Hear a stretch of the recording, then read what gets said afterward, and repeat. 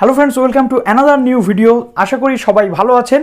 তো কল্যাণী ইউনিভার্সিটির কিছুদিন আগেই আপনাদের আপডেট দিয়েছিলাম, কল্যাণী ইউনিভার্সিটির ডিস্টেন্সের অ্যাডমিশন শুরু হতে চলেছে ডিস্টেন্স পিজিতে, অর্থাৎ কল্যাণী ইউনিভার্সিটি ডিস্টেন্স পিজিতে অ্যাডমিশন প্রসিডিওরের জন্য অনুমোদন পেয়ে গেছে।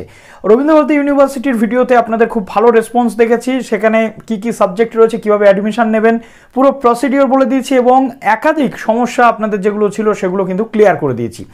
এই ভিডিওতে কল্যাণী ইউনিভার্সিটির পক্ষ থেকে অফিসিয়াল নোটিফিকেশান নিয়ে তো অবশ্যই আলোচনা করব, সেটা আপনারা অবশ্যই দেখেছেন, কিন্তু তার সাথে সাথে আপনাদের এটাও বলে দেব যে ডিস্টেন্সে কল্যাণী ইউনিভার্সিটি কোন কোন সাবজেক্টের জন্য অনুমোদন পেয়েছে এবং সেই সাবজেক্টের সিট সংখ্যা কতটা রয়েছে, যেটা মেন ক্যাম্পাস। সেই সাথে সাথে কল্যাণী ইউনিভার্সিটির অনেকগুলো স্টাডি সেন্টার রয়েছে, সেগুলো নিয়েও আসবো। তো চলুন ভিডিওটি শুরু করা যাক। তার আগে বলবো, অনুরোধ করছি সবাই সাবস্ক্রাইব করে বেল আইকনটি প্রেস করে দেবেন এবং আমাদের সাথে জুড়ে থাকবেন এবং ভিডিওটিতে একটি লাইক করে দেবেন। তো চলুন স্টার্ট করি। প্রথমত দেখুন, কল্যাণী ইউনিভার্সিটির পক্ষ থেকে আজকে একটি নোটিফিকেশান উঠে এসেছে, যে নোটিফিকেশানটিতে বলা হচ্ছে যে 2 বছরের সিবিসিএস, অর্থাৎ এখন কল্যাণী ইউনিভার্সিটির ডিস্টেন্সের যে পড়াশোনা সেটা ইয়ারলি হয় না, এখন সেটা সেমিস্টার সিস্টেম হয়ে গেছে। তো সেমিস্টার সিস্টেমে আপনাদেরকে অ্যাডমিশান নিতে হবে। খুব শীঘ্রই সেই অ্যাডমিশন প্রসিডিওর শুরু হবে। অ্যাডমিশন প্রসিডিওর শুরু হলে অবশ্যই আমি আপনাদেরকে জানিয়ে দেবো কীভাবে অ্যাডমিশন নিতে হবে, কি কি যোগ্যতা লাগবে, এটা নিয়েও আসবো খুব শীঘ্রই। তো এখানে আপনাদের যেটা বলা হচ্ছে সাবজেক্টগুলো দেখুন, আপনারা এখানে বাংলাতে এমএ করতে পারছেন, ইংলিশ এমএ করতে পারছেন, হিস্ট্রিতে এমএ করতে পারছেন, এডুকেশনে এমএ করতে পারছেন, জিওলজিতে এমএসসি করতে পারছেন, বটানিতে এমএসসি করতে পারছেন, জিওগ্রাফিতে এমএসসি করতে পারছেন এবং ম্যাথমেটিক্সে এমএসসি করতে পারছেন।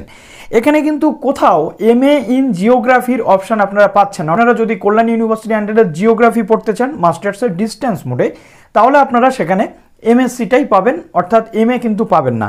এছাড়া আর কোনো কিন্তু কোর্স এখানে করানো হচ্ছে না।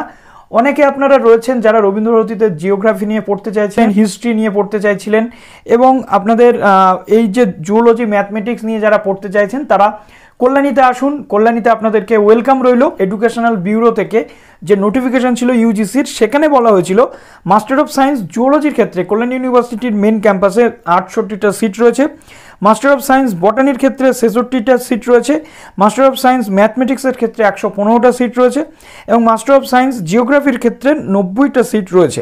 এখানে অনেকে আবার বলেছিলেন যে জিওগ্রাফিতে কল্যাণীতে অনেক বেশি সিট ছিল, সেটা পাস্ট টেন্স হয়ে গেছে। প্রেজেন্ট টেন্স যদি আপনারা দেখেন বা ফিউচার টেন্স যদি আপনারা দেখেন, তাহলে এখানে জিওগ্রাফিতে 90টা সিট হয়ে গেছে।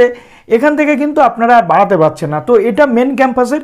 এখন ডিটেল যে নোটিফিকেশান বা অ্যাডমিশন গাইডলাইন এলে অবশ্যই আমরা জানতে পারবো যে স্টাডি সেন্টারগুলো কি কি রয়েছে, কেননা এই মুহূর্তে স্টাডি সেন্টার নিয়ে বলা যাবে না, কেননা নতুন সেশনে কোন কোন কলেজ স্টাডি সেন্টার হিসাবে ইনক্লুড হলো সেটা কিন্তু আমাদের দেখার বিষয় রয়েছে। সুতরাং একটু আমাদের অপেক্ষা করতে হবে।